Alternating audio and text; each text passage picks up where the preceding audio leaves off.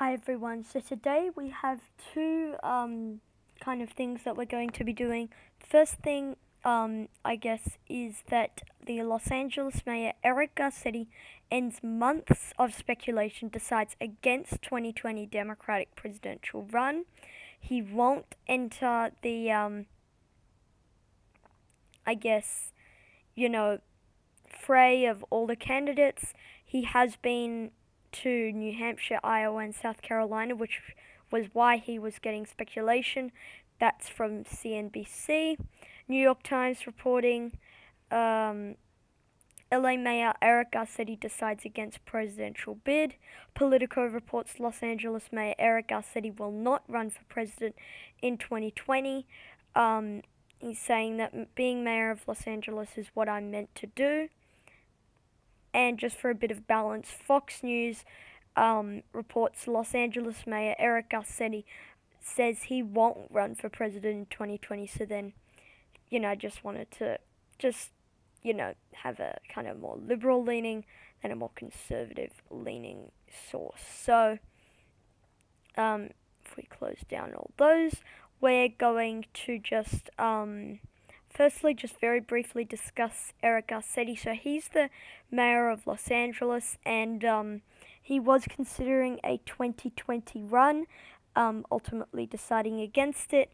He would not have won the Democratic primary. He probably would not have even won his home state of California, considering Kamala Harris is also running, and she would probably win that state. She is the favorite to go on and win that state out of all of the candidates who are running and who potentially could be running.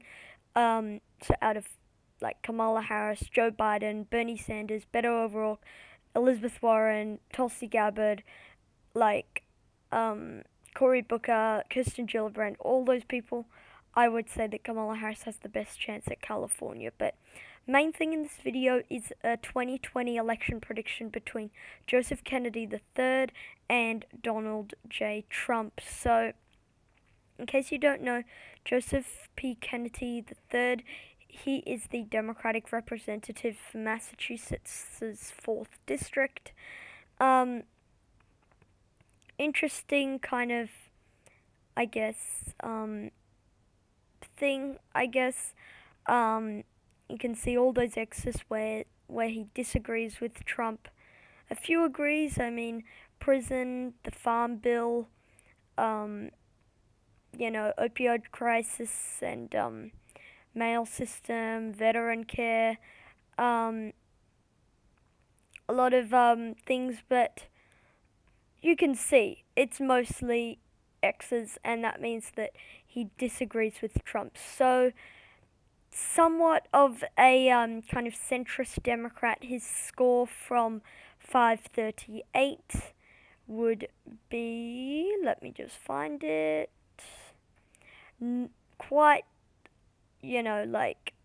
liberal, I guess. There you go. He only votes with Trump 17.2% of the time. That's quite a lot for a Democrat, but still doesn't vote with Trump quite a lot. And I don't think he would necessarily energize the progressive base. He has said he won't run in 2020, but this was a, I guess, viewer suggested video, so I'm just gonna do it anyway. So if we go down, where did map options go? Oh, it's up here now. That's interesting, since I've been using the other map. Anyway, Washington, Oregon, California, Hawaii, Illinois, Massachusetts. Oh, by the way, with Illinois, apparently, his first cousin inverted something. He actually ran for governor of Illinois. I think it was Chris Kennedy. He lost the Democratic primary to, what's his name? J.B. Pritzker. But anyway, that's interesting to note. So, Joe Kennedy starts off with 182 electoral votes. Now let's go through the Trump states. Utah, Alaska, Idaho, Wyoming, Montana, North Dakota, South Dakota, Kansas, Oklahoma, most of Nebraska, Louisiana, Arkansas, Missouri, Mississippi, Alabama, South Carolina, Tennessee, Kentucky, West Virginia, Indiana, and Texas. With Joe Kennedy, I see Trump carrying the state of Texas. There was a 270 to win article. Texas GOP considered Trump could lose state in 2020, but definitely not to someone like a Joe Kennedy. I see Trump winning that state. Joe Kennedy would not necessarily do the best at appealing to the Latino voters in that state. So 182 for Joe Kennedy, 163 for Trump. I don't think that Joe Kennedy would do very well. I mean, I've literally scoured the internet trying to look for an approval rating poll of Joe Kennedy, but I could not find it. So I don't really have much information to base this prediction off. It's kind of more a kind of moderate-ish generic Democrat versus Trump, if you know what I mean. New Mexico I would put into the likely Democratic column. Same thing with the state of Virginia. I see both those states going into the likely Democratic column. Same thing with the 1st and Maine at-large, districts and the states. So 203 for Kennedy, 163 for Donald J. Trump. Now let's go through the likely GOP states. Iowa and Ohio. I see both these states likely to go over towards Trump against Joe Kennedy. He can't really energize the progressive base of the party, and I see Trump carrying Ohio and Iowa. Not by as much as he did in 2016, but still by quite a large margin. So Joe Kennedy has 203 electoral votes. Donald Trump has 187. Where can Trump continue to kind of decrease the margin? He can do it in Arizona, Georgia, and North Carolina. These states don't normally vote for Democrats, but Arizona elected a Democratic senator. That's something to note. Most of their congresspeople are Democrats. That's something to note. But it's still a majority Republican state. The governorship went overwhelmingly to the Republicans. So I see Donald Trump carrying the state of Arizona. Joe Kennedy also unlikely to appeal to the Latino base that would be needed to win in the state of Arizona. So 203 for Joe Kennedy, 229 for Donald Trump. Sorry, I'm losing my voice a bit. As for Maine, I see Maine, that 2nd district, going to Trump. Same thing with the 2nd district of Nebraska. Going into some of the leaning states for Donald Trump, I'm going to make a big call. Florida goes into the Trump column. I see Donald Trump carrying the state of Florida. Not by a wide margin, but still. A Democratic wave year in 2018. Donald Trump the Republicans, still won both prominent statewide contests that Democrats were expected to win. 260 for Trump, 203 for Joseph P. Kennedy III. So let's continue going into some of the leaning Democratic states. Minnesota, I see leaning to go towards the Democrats. In the likely Democratic column, the state of Colorado, but in the leaning column, Nevada.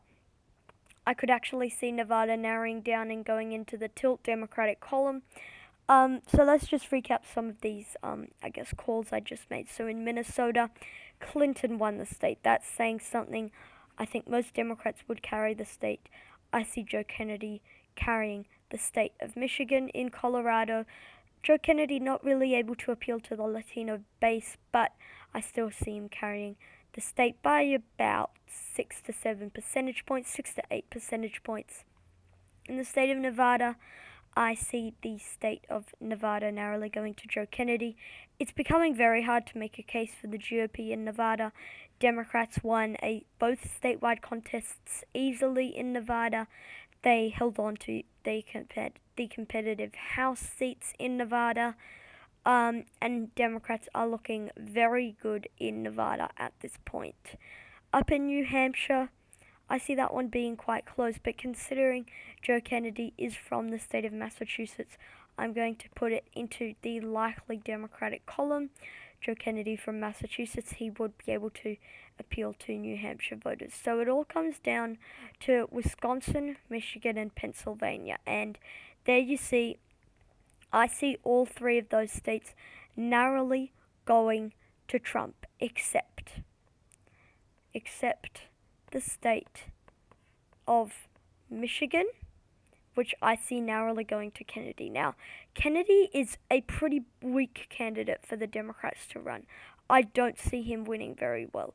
And I do see him narrowing take Michigan because, look, Michigan's a very Democratic state. Gretchen Whitmer won the governor's race in Michigan in 2018.